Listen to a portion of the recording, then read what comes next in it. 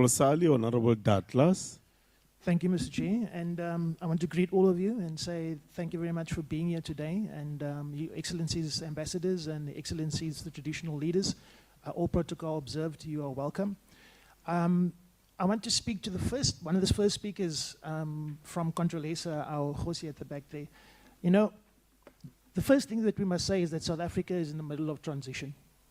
And when we talk about economic sovereignty and land sovereignty and when we talk about mineral sovereignty, that's what we're talking about now. In 1994, we were transformed politically, but we were not transformed economically. And we are now going to go through that process whether people like it or not. And we want to be partners with the traditional leaders. I come from a First Nation people, the Khoi and San people, the oldest First Nation people in the world, older than the American Indians, older than the Aborigines in Australia. Yet in South Africa, 30 years later, we are not recognized. We do not have land, we're not recognized formally, we're not part of the traditional parliaments, we do not have any mineral rights, or anything like that at all. So the oppression of our people is a well-known fact under this government and previous governments. But like us, there are many other African indigenous leaders that have lands, but they don't have mineral rights. How is it possible that a king and a Khosi can have lands where he has hundreds, millions of people living on it, but he has no right to mine the very minerals under his feet? That mineral rights goes to politically connected people. That mineral rights goes to business people. That mineral rights is owned by the same people that benefited under apartheid. You see, right now in South Africa, we are talking about land. That's what we're talking about. Anybody can talk about foreign direct investment and come here and talk about jobs, but we need to talk about land ownership. Because when we talk about bilaterals, and we talk about AGOA, and we talk about FOCAC, because I've been to the Forum of Africa-China Cooperation many times, when we talk about land and we talk about bilateral agreements, what does it actually mean for the South Africans that are poor, that are suffering, that live outside the gates of the mines? What it means is that the same people that benefited under apartheid, that still own 80% of the land in this country, they own the mines, they own the farms, they own the businesses, they own 80% of the JSE. They are the ones that are trading with these countries, with China, with AGOA, with all these different bilaterals. Who's the people trading? Who's the people benefiting? It's not the local communities. It's not us as the indigenous people, as the Aboriginal people. You see, we need to start having a talk about who benefits the most. When I went to the Forum of Africa-China Cooperation in 2018 in Beijing, I was there for the start of the South Africa Chamber of Commerce in South Africa, in China.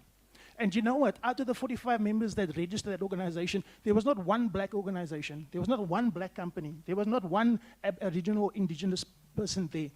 It's the same in the EU. It's the same in AGOA. It's the same wherever we go. International trade here is a racial thing. It belongs to the people who own the land. It doesn't belong to the people who live on the land, for the people who have been here. And we, the owners of the land, the indigenous, the Aboriginal people, we are the ones that are supposed to have the mining rights and supposed to work with government in order to say this is what our people need. And that's why it's necessary to have a people-centered approach. That we need to come down back to the grassroots, but then not only have it with our people, we must also have it by the people that are living amongst our people. The Chinese foreign nationals, the British foreign nationals, the American Anglo-Americans who are in our communities, in our rural communities, taking our resources out, leaving holes, leaving unrehabilitated mines, leaving poverty and leaving children behind. What damage have they done to our communities is untotaled. And for 30 years, our people have suffered in abject poverty. Our people have lived in shacks while the raw materials go out in trucks every single day to the ports. This is another continuation of colonialism. And whether it's from the east, from the west, or from the north, or from the south, we're putting Africa first from now onwards. And if we, as an opposition party, that's what we stand for. We stand for the rehabilitation of our economic structure, of our land structure, so the people who benefit are the people of South Africa. That nothing leaves this country raw anymore. That we must start making sure that we have smelters, like the chairperson have said. We must have wash plants, but we need to have the entire value chains must be owned here. We must send out completed products so that our people have jobs. We must be part of the fourth industrial revolution, and this is what we want to bring to our people. Why is it that when we go to these international trades, in our BRICS environment, in our EU environment, there's not a single black economic empowerment company that has the support of our government to put them there, to put the deals in place? to be able to bring black entrepreneurs, black SMMEs to be part of international trade. That is why we are here. We are here to say no. We're not going to keep it a secret anymore. It's not just the politicians that are going to benefit at the high level, the elites, the 1%. Whether they're black, white, colored, Indian, it doesn't matter. It's not about the race only. It's also about who owns the land and who's the ones benefiting now from the contracts 30 years down the line. We are no longer going to be playing games about this. We need our people to be saved. People are dying. Our people are suffering. Our people have nothing. So when we talk about things like multinational company accountability, we see that 20 billion rand of trade, but we also see the good and the bad impacts. How can we make sure that the impacts of these companies benefit the local community? So it's not just jobs. Jobs is one part of the equation. It's about the ownership of that value chain, the ownership of that resource. We have the world's we got rare earth minerals. We have gold. We have all the things that we need to take our people out of poverty. We have oil. We have gas that we just found here. We're still a net importer of all of gas and oil. We need to be able to build our own refineries and partner with BRICS partners and partner with other partners that are willing to give us financing, but not that it's going to be a debt trap for us like the IMF and the World Bank. We want to work with organizations like the New Development Bank and other banks that don't put strings on us.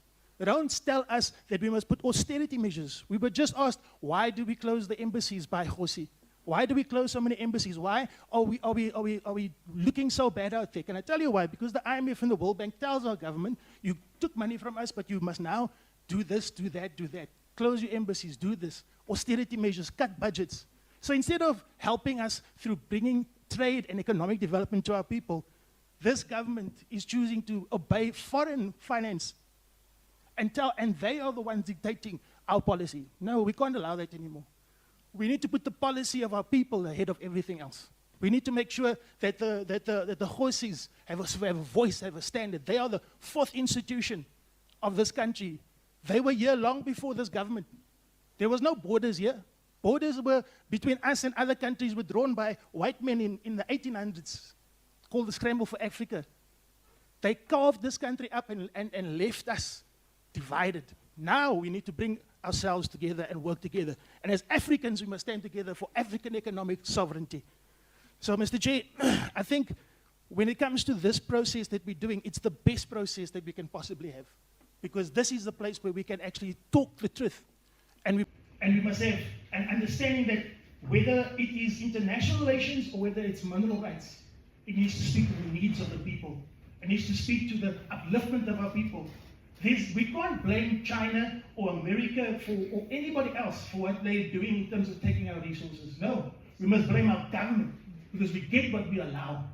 We get what we allow. We get what our people have been bribed and paid bribes to see that those trucks go through our communities without benefiting our communities. That day is going to stop because MK is here. So I wanted to just say that, Mr. Chair, and thank you very much. Thank you very much.